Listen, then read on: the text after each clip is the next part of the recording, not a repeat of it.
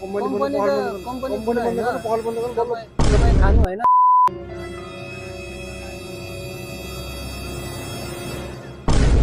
चुरोट नखाने भने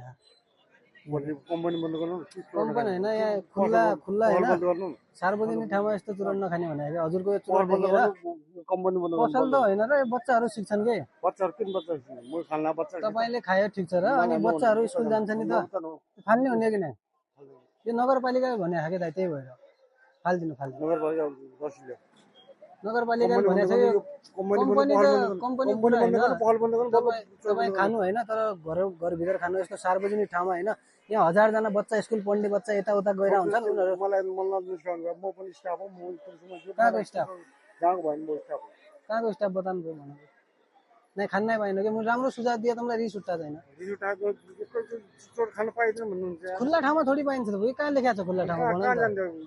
कहाँ 5000 जनिवाना हुने खायो नगरपालिकाले खुल्ला ठाउँमा तँले एकताल खुल्ला ठाउँमा खाया होइन ऊ दाइलाई नखाने दाइलाई असर पर्यो उसलाई असर पर्यो मुलाई पर्यो अनि बालबच्चालाई असर पर्यो यो कुरा राम्रो होइन नि त। पहल बन्द गर्नु कम्पनी गर्नु म पनि अलिकति छोडिदिन्छु फालिदिएन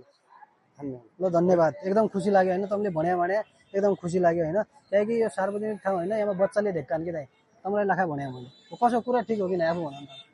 कसो मैले ठिक भने गलत भने नै हजुरका बालबच्चा हजुरका कहाँका सरिया हुन्छ दिमाग त सड्किया हुन्छ रे तपाईँलाई बाइचान्स तपाईँलाई बालबच्चाले यहाँ देख्या होइन उनलाई असर पर्दियो नि त हो कि नै आफू भन त हो कि नै सही कुरा ल खुसी लाग्यो ल धन्यवाद ल गुड त मिलाइदियो रिसाइदिनु ल धन्यवाद खुसी लाग्यो